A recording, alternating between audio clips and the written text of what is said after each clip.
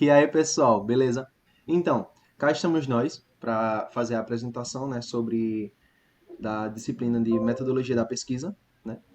E foram divididos em alguns grupos, nós vamos falar um pouco sobre conhecimento teológico, mas antes disso, vamos nos apresentar, né? Bem, eu sou Jonathan Vinícius, aqui vocês conseguem ver José Clementino e Samuel Vitor. No nosso grupo ainda tem Clarice Vicente, né? Mas ela não está não está nessa gravação, mas ela fez parte sim, e ela construiu o nosso mapa conceitual. Bem, aqui vocês conseguem ver o mapa conceitual com o nosso tema foco ali em cima, né, que é o conhecimento teológico.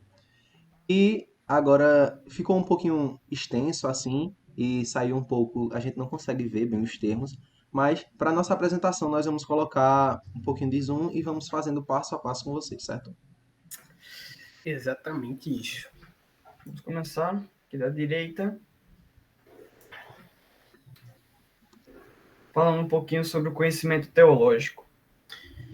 Bem, como a gente tem a ideia de que está sendo referido à teologia, a teologia nada mais é do que o próprio estudo de Deus. Então, nada mais é do que o conhecimento teológico, ele é baseado, definido por o estudo de Deus. Se a gente for nos retratar a sociedade da Idade Média, que era a instituição que tinha mais relevância naquela época, era a Igreja Católica, era o alto clero. E, de certa forma, eles eram que ditavam o conhecimento da época. Então, de certa forma, a gente tem que vincular, sim, o conhecimento teológico voltado mais para o lado da Igreja Católica em si, para o cristianismo. Mas não quer dizer que outras Só se religiões... ater a elas ele, né? também, A gente vai. exatamente. Outras religiões, elas também possuem seu conhecimento teológico, porque, por exemplo, se a gente for citar o hinduísmo, ou as religiões africanas, elas também acreditam em entidades, em deuses, e por sua vez eles também devem deter um conhecimento teológico segundo suas tradições, certo? E também como não é o foco principal, a gente não pegou, tipo, cada religião foi dar uma estudada para dar uma apresentada nesse conteúdo aqui, né? Então, como a gente já está mais ligado assim, vive mais com pessoas que estão ligadas ao cristianismo, ou até mesmo são os cristãos, nós vamos falar mais diretamente nesse sentido dessa religião, certo? O Exatamente. conhecimento teológico, ele também tem como 5 aspectos básicos, que são o aspecto infalível, o valorativo, o sistemático, o indiscutível e o inspiracional, certo? Um desses aspectos que eu vou falar agora é o aspecto inspiracional, que ele tem duas bases, né? Ele é baseado em doutrinas e os ensinamentos. Essas doutrinas são aquelas doutrinas que são expressadas através da religião, aquelas leis e mandamentos das religiões que os fiéis, que as pessoas que creem nas religiões têm que seguir aquelas doutrinas e os seus ensinamentos. Se a gente for nos referir à doutrina, já a gente pode ter um exemplo também das fortes ligações reformistas que teve na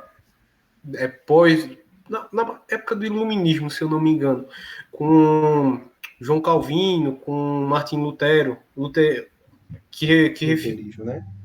Isso, exatamente. Eles trouxeram uma nova cosmovisão do que seria o cristianismo, e assim foi que começou a surgir diretrizes sobre a Igreja Católica. Sendo que já tinha antes, né? Porque tipo, tinha a Igreja Católica Bizantina, no caso, que era uma igreja que era mais para o Oriente, voltada ao Oriente. A nossa era ocidental, a Igreja Católica que até hoje tem sua sede em Roma e tal. Bom, isso é baseado ensinamentos. nas doutrinas e nos ensinamentos. Esses ensinamentos servem para explicar, eles estão ali a fim de explicar o lado sobrenatural da vida, né? O lado oculto da vida, aquilo que a gente não tem como explicar a partir da nossa visão, mas sim que temos que levar para um âmbito espiritual para poder explicar esses Exatamente. Aquela ideia básica lá, se a gente for pegar o criacionismo, ele é muito explicado por essa ideia de Deus criou o mundo. Se a gente for pegar há fatos científicos em todas as religiões, isso é fato. Se a gente for pegar a religião hinduísta, a gente tem fatos científicos. Se a gente for pegar a religião católica, tem fatos científicos. Todas elas vão englobar, de alguma forma, um fato científico, mas não detêm todas as verdades. Eles sempre têm uma questão que é explicada dessa forma. Porque Deus fez o mundo? Porque ele quis, assim. E que foi feito. Isso. Agora vamos para os outros aspectos.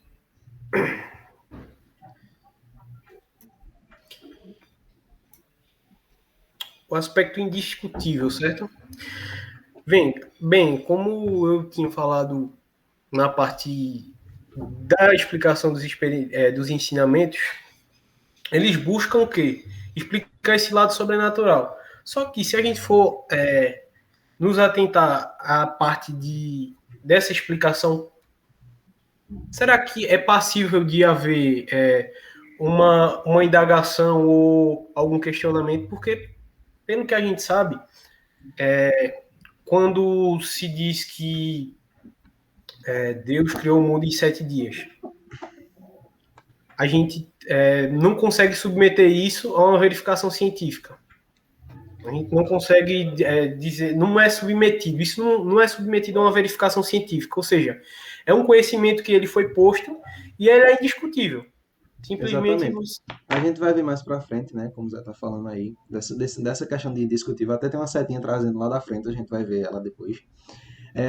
Que essa questão de indiscutibilidade, se a gente tratar essa palavra assim, quando tem esses questionamentos, não, tipo, a religião tá me dando este ponto aqui, mas eu não concordo com ela. O que é que acontece? Eu vou lá, vou discutir, vou tentar melhorar, vou tentar colocar minha opinião dentro dessa religião. Não, isso é muito difícil disso acontecer, né? Exato. Às vezes, algumas pessoas de mais autoridade dentro das religiões, como por exemplo no cristianismo, o Papa, ou alguns padres, os bispos lá na frente, né? Eles podem se juntar e terem algumas discussões, mas não alterar, porque a gente também vai ver no que o conhecimento teológico é baseado, né?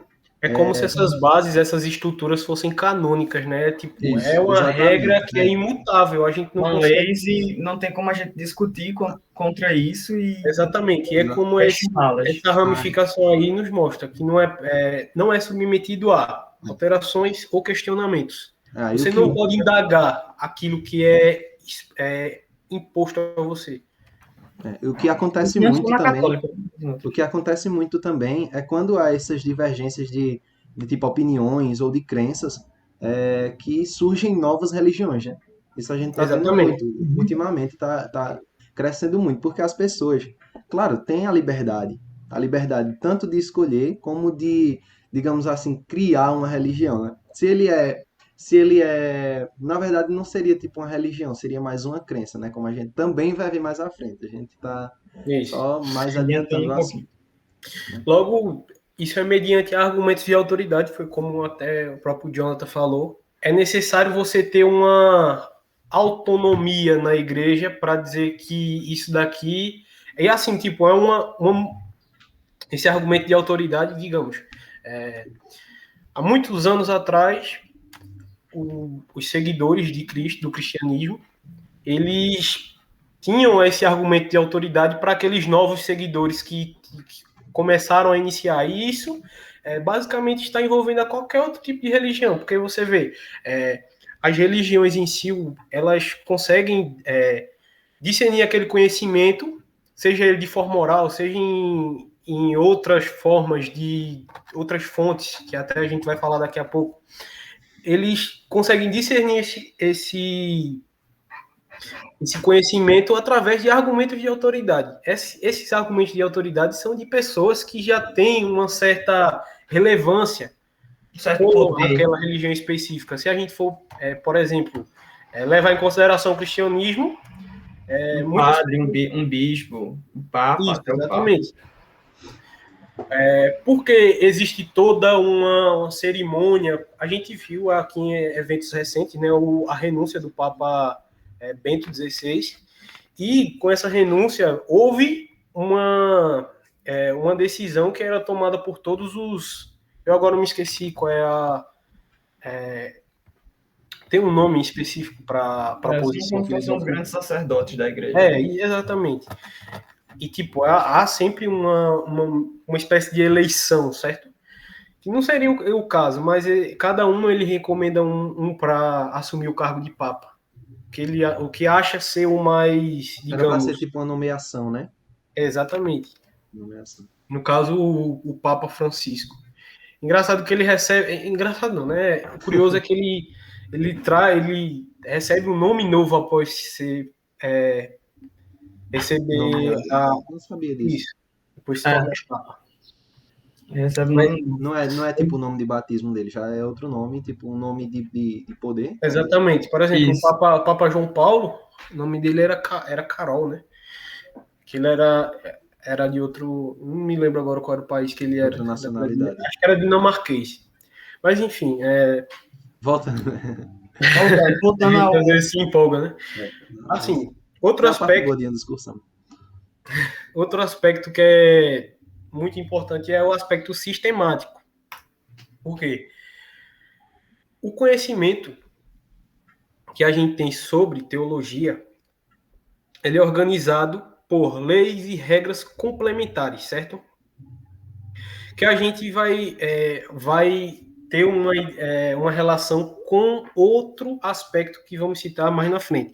Mas o que se trata essas leis e regras complementares? Se a gente for voltar lá no Velho Testamento da Bíblia em si, a gente vai se deparar com grandes profetas, assim, na época a gente poderia caracterizar eles como judeus, porque eles acreditavam no Deus Javé. E Cristo a gente também a gente não poderia dizer que a gente é uma... claro, né? Os cristãos, eles são descendentes de uma religião judaica em si. Uhum. Se a gente for pensar que todos os profetas que foram antecessores a Jesus, eles acreditavam em Javé, então até o próprio Cristo, ele era judeu, né? Ele era judeu. Entenderam? Dessa parte acredito que dá para entender. Então, se a gente for pegar lá a parte de Moisés, na época em que Deus institui lá os 10 mandamentos, é justamente um conhecimento teológico. Aquele conhecimento foi imposto para ele. Uhum. Não foi Moisés. São as regras que eles têm que seguir a partir daquele momento. Exatamente. Se a gente for pegar, tipo assim, por fatos de historiadores, eles conseguem encontrar várias evidências até, por exemplo, o Código de Hammurabi, olho por olho, dente por dente,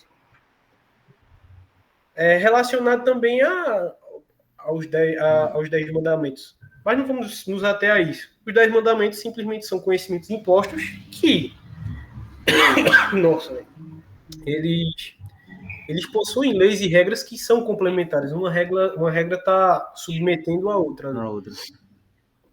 Exatamente. E o que é que esse sistemático também ele possui? Quais são os caracteres principais? As características principais. Ele tem uma origem, ou seja, em tudo deve ter uma origem, no caso.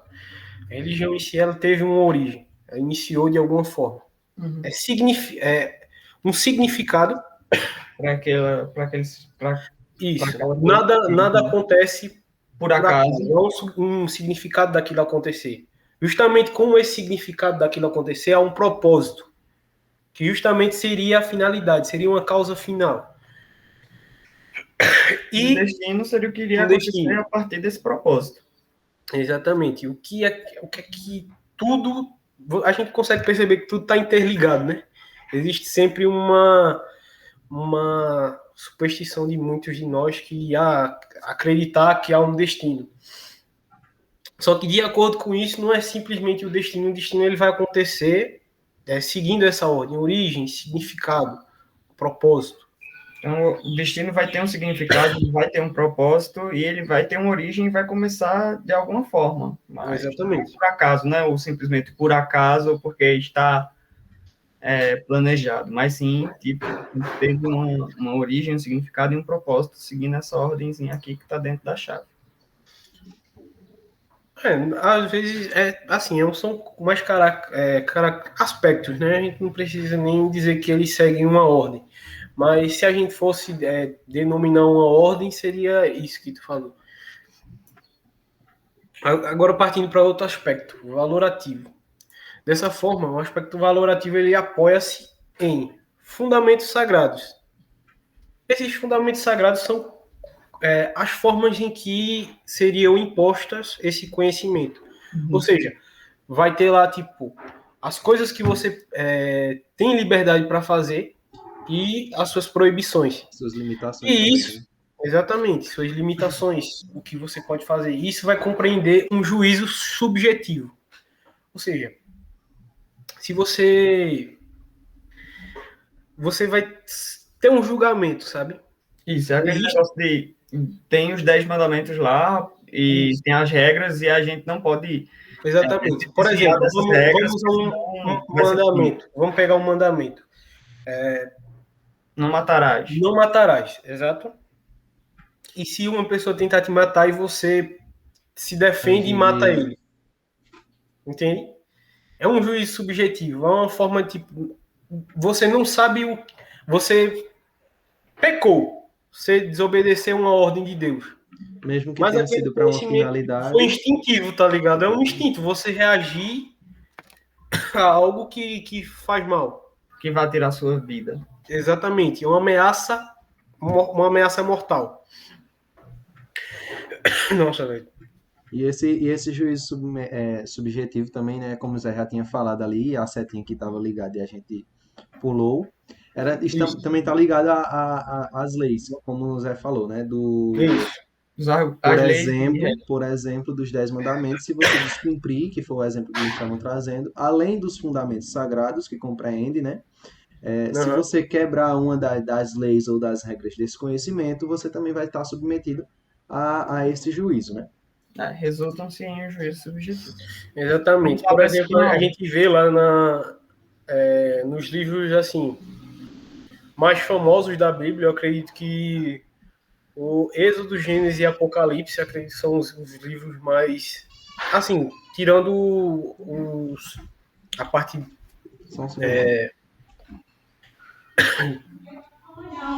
assim, Apocalipse é um dos livros mais conhecidos da Bíblia e de certa forma tem essa parte do juízo final e tal, vem a ser um julgamento subjetivo, entende?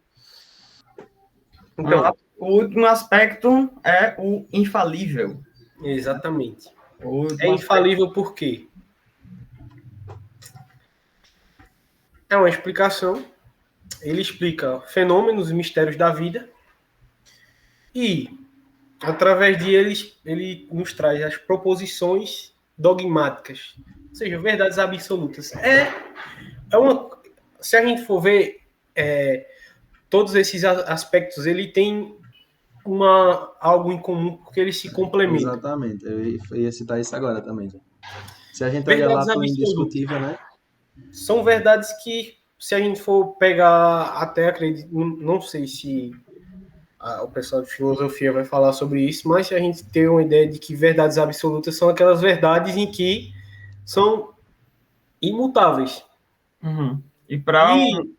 E é uma coisa que, tipo, como é indiscutível essa verdade, já se relaciona com outro aspecto que a gente debateu.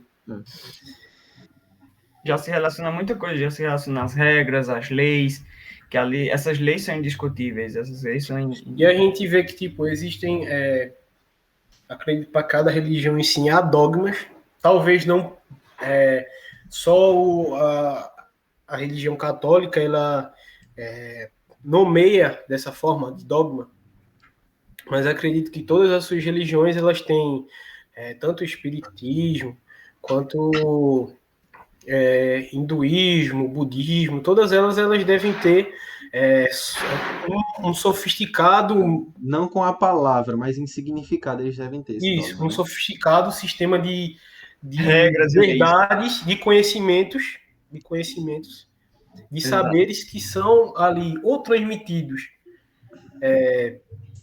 de forma oral. A gente for pegar mitologias, por exemplo, a mitologia tanto grega quanto nórdica, ela era Problemas passada. de home office. Vai parar? Desculpa aí, pessoal. Vai sim. Não, não, pode continuar. Aí, tipo, a mitologia nórdica e a grega, elas eram o quê? Eram repassados esse conhecimento oralmente, certo? Isso é Então, besteira, tipo, mano. pô, tranquilo, esse negócio de oral, Ó, tranquilo. agora, saindo daqui, né, dessa questão de aspectos, como a gente pode ver aqui, né, nós iniciamos um de trás para frente, né? A gente explicou primeiro os aspectos, o que estava constituindo aquilo ali, e agora nós vamos para a base desse conhecimento teológico, né? Exato. Aqui a gente está vendo mais duas ligações aqui, explicando o conhecimento teológico, e, e vamos continuar na sequência que a gente tinha vindo, da direita para a esquerda, né? E falando no que esse conhecimento teológico está ligado, né? Bem, esse conhecimento teológico está diretamente relacionado à fé, como a gente pode ver aí, e ela desenvolve duas chaves específicas que a gente estava citando ali nos aspectos por alto, para a gente chegar nesse momento, né? Quais seriam essas chaves, digamos, chaves, né? Está diretamente relacionada à fé, né? E desenvolve a religião e a crença. Só que nesse ponto a gente tem, entre aspas, uma ligação e uma divergência entre um e outro aí, certo? Porque se a gente olha, como aí tá o diagrama aí, né? A religião é a manifestação de uma crença. O que seria isso, né? Toda religião, no fim, vai ter a finalidade e vai ter também algo em que se acreditar.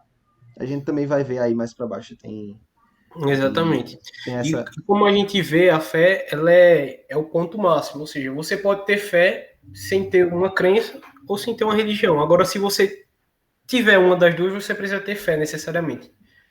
Ou, caso contrário, você não tem nenhuma das três. Realmente. Isso é um fato.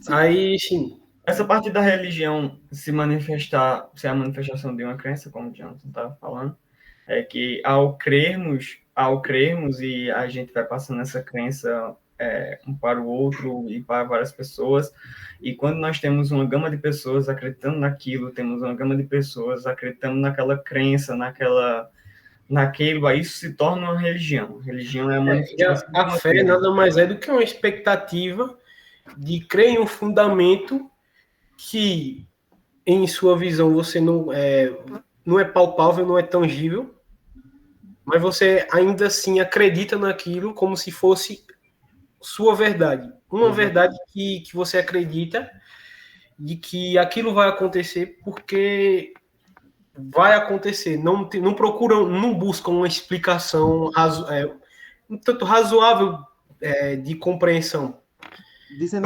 Dizendo aquilo que Samuel estava citando ali, complementando com dizer, me corrija se eu estiver errado, mas é como se fosse assim, né? Cada pessoa tem a liberdade de escolher e de crer em que quiser, né? Então, é como Isso, se a crença fosse uma questão individualista, certo? exatamente. E a gente vai ver também, como vocês podem ver ali, tem uma setinha direcionada a tradições, certo? E a religião, eu ligo muito a essa questão de tradição, porque trazendo como o cristianismo, se a gente coloca, porque nós somos cristãos, né? Cristãos. Provavelmente, bem provavelmente, porque nossos pais eram, e logo assim que nós nascemos, fomos batizados, e daí em diante nós seguimos essa religião, certo? Então, Culturalmente, né? exatamente. Então, quando a gente tem essa, digamos assim, né? A gente ainda não escolheu, mas a gente tem aquela coisa em que acreditar, né? É uma questão individual. Mas a partir do momento que você vem para esse coletivo de tradições, de seguir alguma coisa que muitas pessoas já seguem, já traz para uma religião. É uma crença, já não é mais uma crença individualista, é sim também, mas por se tratar Coletivo. de uma crença que muitas pessoas compartilham, eu trago como se fosse uma crença mais Generalizado. Eu É uma esqueci a religião. palavra. É uma religião, passa a ser uma religião, certo? Exatamente. Exato. E aquela coisa desse negócio de tradição cultural é muito importante a gente ressaltar que, por exemplo, se a gente tivesse fazendo esse mesmo vídeo sobre essa mesma aula, por exemplo, na Índia, estaríamos falando agora do hinduísmo. Exatamente. Exatamente. O cristianismo é algo No Japão ou na China, cultural. a gente poderia estar falando sobre budismo, Exato. religiões africanas como candomblé. Assim, Exato. Assim sucessivamente. Isso vai e o interessante é que tanto a fé quanto se a gente for caracterizar religião e crença, elas têm um lado que é as concepções éticas e morais, que seriam, por exemplo, elas já estariam ligadas a todos esses aspectos que o conhecimento teológico nos traz, porque essa concepção ética e moral já está ligado ao quê? A você não desobedecer aquelas regras, porque você pode ser punido por aquilo. Isso já tem a ver com os aspectos. Essa fé, a crença, no caso, a crença e a religião, elas têm esse papel de construir uma concepção de que de que aquilo é errado. Você vai moldar a sua moral conforme a religião que você está sendo submetida. No caso, Exatamente. se a gente for ligar, a nossa moral ela está vinculada à moral judaico-cristã. Se a gente comparar com a islâmica, até uma roupa seria Exatamente, isso mesmo. um pecado em si, né? Uma Isso. roupa que a gente aqui não tem, não tem tipo a gente limitação não tem nenhuma. essa regra Assim, de limitação diretamente com a religião tem pouquíssimas, né? Socialmente tem mais, mas diretamente com a religião não tem as muita mulheres coisa. elas precisariam utilizar burcas, assim, é uma coisa bem É bem complicada aí. complicado, realmente. E dando continuidade, né? A Tudo crença, acontece pela vontade de entidades e energias espirituais. Se a gente for considerar a religião, ela é um manifesto da crença. A crença é você acreditar que há energias ou entidades capazes de ser uma resposta para aquela pergunta sem resposta. Aquela pergunta que, nossa, por que isso acontece? Não só para isso, mas também para proteção, para... Isso. Fazendo um parâmetro, uma explicação científica de um fenômeno estaria relacionado as entidades. à crença, tá entendendo? Uhum. Então, agora, para a nossa última parte, a gente... Finalizar. E o método... Pode falar, Zé. Não, pode falar. E o método que é utilizado pelo conhecimento, né? É a análise histórico-crítica das fontes, sendo elas, são as escrituras, as tradições e o magistério eclesiástico. As escrituras, né, nós temos aí, e nas religiões é bem vista essas escrituras, né, como o livro sagrado, né? Exatamente. A Bíblia, os livros que contém a Bíblia, né? É o que vem trazer tudo isso, né? Ele Ele traz dentro das suas... Se a gente for pegar, por exemplo, tem dois livros no Islã, que é o Alcorão e outro que eu me esqueci agora. Torá, né? O Torá. Sim, o Torá. Ele conta a história de Alá. Assim, é mais voltado a uma... Tipo, ele tem uma ligação judaica também. Querendo ou não, o Islã, ele tem um início judaico também, assim como o cristianismo. O cristianismo é um conjunto de livros, né? São vários livros. Exatamente. Que torna a Bíblia. A Bíblia é uma biblioteca sagrada, no caso. Uhum. E há outros livros também, como a mitologia egípcia também é cheia de anotações. Claro, eles têm as epístolas, né? Se eu não me engano, as epístolas. Obviamente não é uma religião que hoje em dia tem uma difusão maior. Então, Talvez não seja mais considerada uma crença, embora tenha sido uma mitologia, assim como a grega e a nórdica. Talvez não. Assim, obviamente a gente não. Cada um é cada um, cada um acredita no que quiser, tem essa liberdade de acreditar, de crença. Mas, assim, se tratando de mitologias, que hoje em dia a gente não tem muita ligação com ela, tanto mitologia nórdica quanto a grega, quanto a egípcia, elas trazem bem essa ideia de fonte. Só que a gente voltado mais para o cristianismo, a gente vê que as escrituras são basicamente a Bíblia Sagrada, as tradições são as festas, os próprios... A própria maneira de ter uma missa, de se rezar, Exatamente. tradicional. Eu vejo muito essa tradição também na forma de repassar, né? Que como a gente está vendo, são os métodos do conhecimento, né? E um dos métodos de manter esse conhecimento vivo é a passagem de conhecimento por tradições, né? Que era o que eu estava dizendo ali com as crenças e a religião. Isso. Essa passagem é muito importante para o conhecimento, já que ele não tem, tipo, uma maneira de se aprimorando ao passar do tempo, né? Ele já veio pronto. Então ele vai ter que ser repassado de alguma maneira. Como não tem algo de novo para tornar uma notícia, digamos assim, vai ter que ter uma forma de repassar. E isso seria por meio das tradições. Isso. Se a gente for pegar na época em que o Constantino ele começa no Império, acho que é o Império Otomano, é o Império Romano ainda, certo?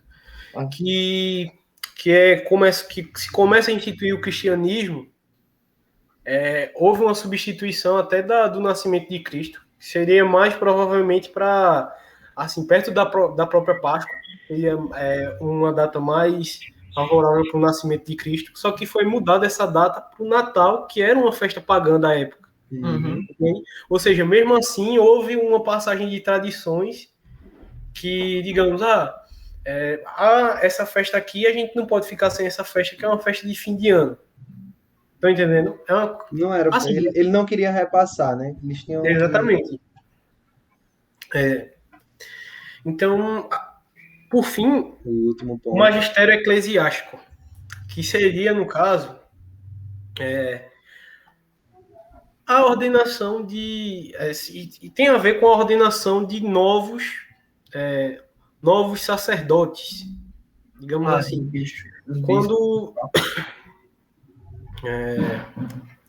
Quando a pessoa decide seguir essa vocação de se tornar um sacerdote, ele vai para o seminário e tal, se tornar seminarista. O que é que acontece? Os sacerdotes mais experientes, que já estavam ali há bastante tempo, e que foram pegando conhecimento de outros sacerdotes que foram repassando seu conhecimento para o outro, certo?